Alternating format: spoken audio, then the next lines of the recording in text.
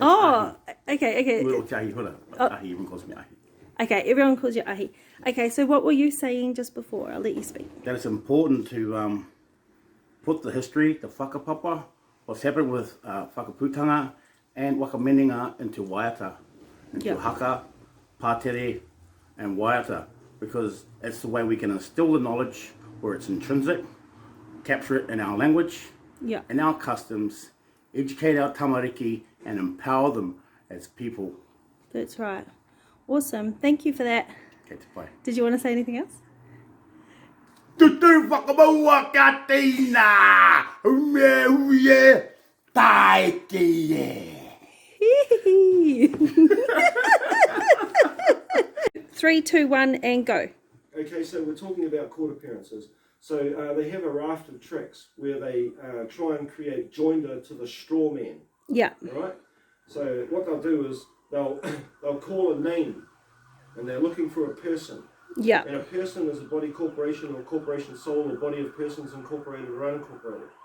Okay, so you're not a person, but you have a name that sounds familiar to that person name, which is registered by certificate, which is a certificate is a document stating the terms, nature, and ownership of a security.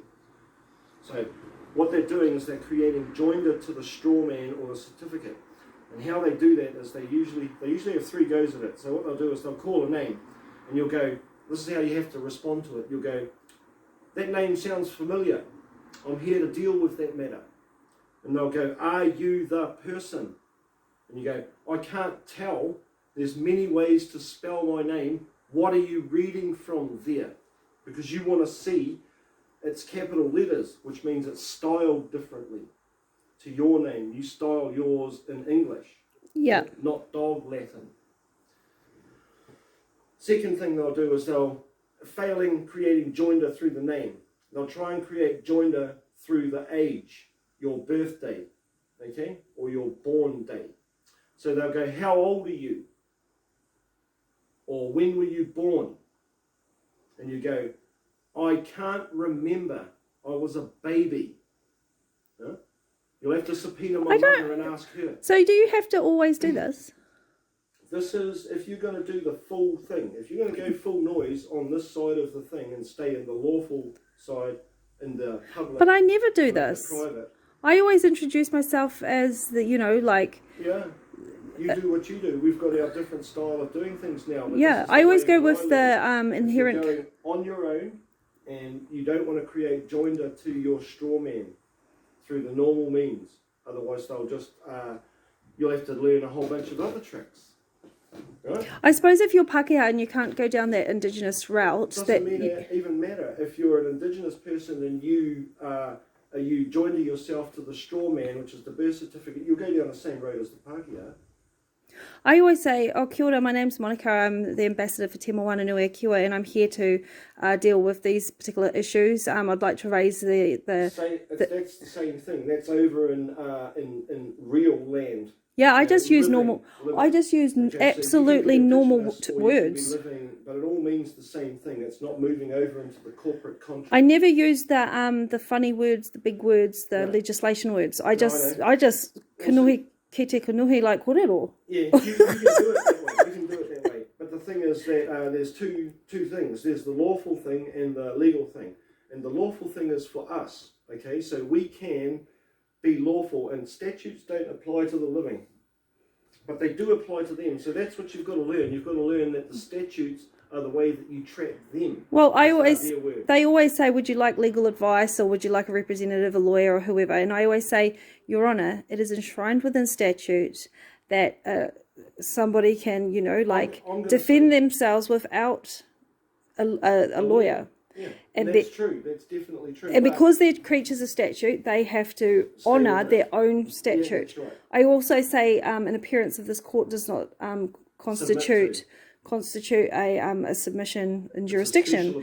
And then we quote the court rules 2008 5.49 section 1 and 2, which states that an appearance of the Special appearance. A special appearance in the court does not constitute Not a submission to their jurisdiction, Yeah. and that's within their own rules. So that's called a special appearance to object to the jurisdiction of the court. And then I say, Your Honour, it is not your jurisdiction in which I am disputing. I simply come under another jurisdiction called Te Moana Nui Kiwa. These are the same things. That's the method that you use to not create joinder to the straw man. Yeah, and it's also easy because it's normal words, and I don't have to understand big fancy words. Yeah, the other thing is that what they'll do is, where do you live? And you're alive now. And what words do you do? Do that, Haka? No. And the address thing. If I'm annoyed, I simply start speaking Māori and demand that they use a translator. Yep. That is the way. That is the way. So there's three different aspects of the same thing. Yeah, right? yeah. There's another thing That too. caught It's it all, called yeah. Understand. Everything works on understand. Because what they're doing is, when you say you understand them, you allow them to stand over you. Yeah? But hey, I was told... Can I just Oh, say yeah. this? Yeah, Okay. sorry. So you can say, I don't understand. Right? That's very simple. They go blah, blah, blah, blah, blah, and you go, oh, I'm sorry, I don't understand. Would you like a lawyer? He speaks the same words. I don't understand Yeah. him either. Yeah, Yeah? Get me an actual interpreter, yeah, because you're speaking a different language. yeah. Yeah, the language of And the a legal. lot of the judges know Māori, eh? Is it?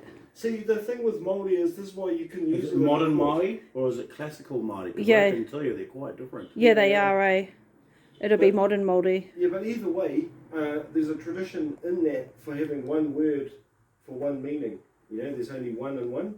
You know, there's not like how in English you have 5 different meanings for one word. Yes, but when it comes to dialect, Yeah, there's you can have nuance. 6 different words that all mean the same thing. Yeah. For example, engari, Yeah, nā te mea, yeah. e ho, what's it? Engari, nā te mea, heo anō, and there are several others that I can't remember straight off the top of my head. That's Yeah. the And exact. that will tell you where they're from. Yeah, because that's it's the, their exact, knitter. that's the exact opposite to English, which has multiple meanings for one word. Yeah, and but has it's, multiple words for one meaning. yes, That's like the Navajo code talkers from the Yes, Second World War. yes. They couldn't understand them, the people trying to break their code, because they have so many words for the same thing. Yeah. And they can change it all up in there and say the same thing 10 different ways.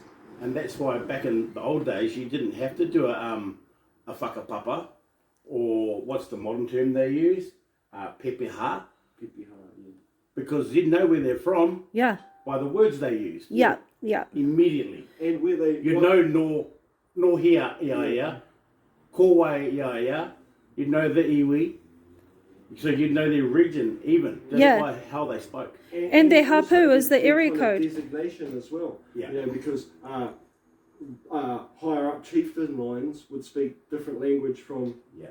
Taonga and different language Yeah. from the normal And it's people. very common. You'd Yeah, have, so you'd just have the by the way aristocrat that they language spoke. and you'd have the common tongue. Yeah. Wow, cool. Just by the way that they spoke, Yeah. you would know exactly what position they were and where they were from. I'm running out of thing. Okay. But that was a good kōrero. Thank you. Kia ora. I'm going to upload now.